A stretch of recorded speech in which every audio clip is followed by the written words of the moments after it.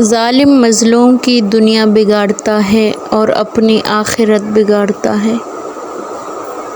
حضرت علی علیہ السلام نے فرمایا، صرف پیسے کا ہونا رزق نہیں، نیک اولاد، اچھا اخلاق اور مخلص دوست بھی رزق میں شامل ہیں۔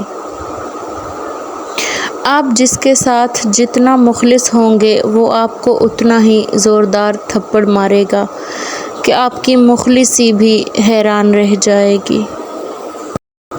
مخلصی ہے جرم یہاں، ہو سکے تو منافقت کیجیے۔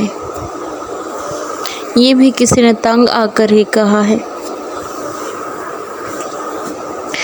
مخلص ہے تو مختصر ہیں، مطلبی ہوتے تو ہجوم ہوتا۔ محسن نقوی نے شعر لکھا ہے، راس آ ہی گیا ترک تعلق اسے آخر، آنکھوں میں وہ پہلی سی ندامت نہیں رکھتا۔ غصے میں جو چھوڑ جائے وہ واپس آ سکتا ہے، لیکن جو مسکرا کر چھوڑ جائے وہ کبھی بھی واپس نہیں آتا۔ بہت خوبصورت بات ہے، زندگی میں خود کو کبھی کسی کا عادی مت بنانا، کیونکہ انسان بہت خود غرض ہے۔ جب آپ کو پسند کرتا ہے تو آپ کی برائی بھول جاتا ہے، اور جب آپ سے نفرت کرتا ہے تو آپ کی اچھائی بھول جاتا ہے۔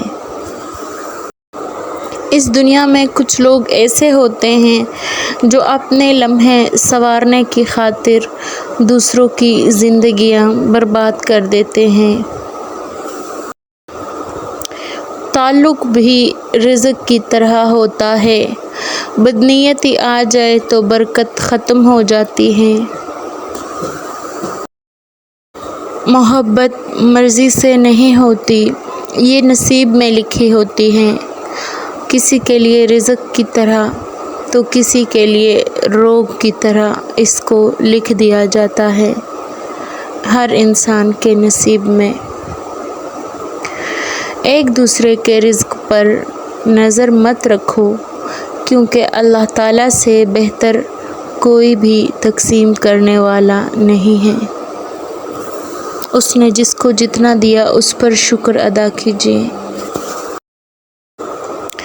قرآن پاک کی آیتوں میں اتنا حسن ہے کہ وہ بے ضمیر لوگوں سے پردہ کر لیتی ہے، یعنی جو انسان گنہگار ہوتے ہیں، گناہ کرنے سے باز نہیں آتے، ان کو قرآن پڑھنے کی توفیق ہی نہیں پڑتی، کیونکہ قرآن پاک پڑھنے کے لیے انسان کو بہت نیک ہونا پڑتا ہے۔ حضرت علی علیہ السلام نے فرمایا، کوئی تم سے روٹھ جائے اور پھر وہی تم سے ملنے کو ترسے تو اسے کبھی مت کھونا، کیونکہ وہ تم سے بہت زیادہ پیار کرتا ہے۔ حضرت علی علیہ السلام کا فرمان ہے، کسی کے برے کہہ دینے سے نہ ہم برے ہو جاتے ہیں اور نہ اچھے۔ اپنی زبان سے ہر شخص اپنا ضعف دکھاتا ہے، دوسروں کا عکس نہیں۔ حضرت علی علیہ السلام نے فرمایا، خوبیاں اور خامیاں تو سب میں ہوتی ہیں، اتنا بہتر نہ تلاش کرو کہ بہترین ہی گنوا دو۔ حضرت علی علیہ السلام نے فرمایا، جو ذات رات کو درختوں پر بیٹھے پرندوں کو نیند میں گرنے نہیں دیتی، وہ ذات انسان کو کیسے بے یار و مددگار چھوڑ سکتی ہے؟ بے شک اللہ 70 ماؤں سے بھی زیادہ محبت کرتا ہے اپنے ہر انسان سے۔ دنیا میں 1000 رشتے بناؤ، لیکن ایک رشتہ ایسا بناؤ کہ جب ہزاروں آپ کے خلاف ہو تو وہ ایک رشتہ آپ کے ساتھ ہو۔ حضرت علی علیہ السلام کا فرمان ہے یہ۔ انسان کو بس ایک بار آزمانا چاہیے، پھر جو اس کا رنگ ہوتا ہے وہی اس کا اصل رنگ ہوتا ہے۔ اس کے بعد وہ آپ کو نہیں، آپ خود کو دھوکہ دے رہے ہوتے ہو، کیونکہ ایک بار آزمانے سے انسان کی اصلیت سامنے آ جاتی ہے، پھر وہ جتنے بھی بہانے بنائے اس پر نہ یقین کرنا۔ انسان کی تربیت کا فرق ہوتا ہے، ورنہ جو سن سکتا ہے وہ سنا بھی سکتا ہے۔ جس کی جیسی تربیت ہوتی ہے وہ ویسے ہی اخلاق رکھتا ہے۔ وہ لوگ اکثر بدل جاتے ہیں جنہیں حد سے زیادہ عزت اور وقت دیا جائے۔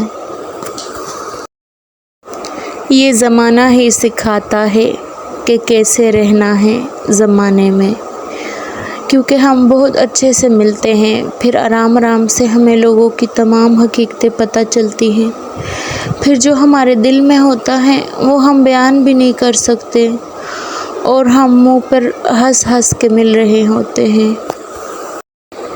کاش انسان بھی نوٹ کی طرح ہوتے، روشنی کی طرف کر کے دیکھ لیتے کہ اصلی ہیں یا نقلی ہیں،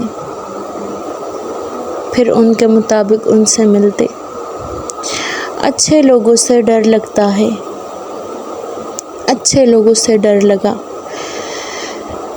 میاں مبشر نے کیا خوب لکھا ہے کہ مجھے کبھی بھی اپنی زندگی میں آنے والے برے لوگوں سے ڈر نہیں لگا، جب بھی ڈر لگا ہمیشہ اچھے لوگوں سے لگا، کیونکہ مجھے پتا تھا کہ برے لوگ دکھاوا نہیں کریں گے، کھلم کھلا دشمنی نبھائیں گے، لیکن اچھے لوگوں کا کیا پتا کب کہاں کیسے کون کس وجہ سے برا بن جائے، کیا پتا کسی کا کون کب اعتبار توڑ کر منہ کے بل گرا دے، کون کب فرشتے سے شیطان بن جائے۔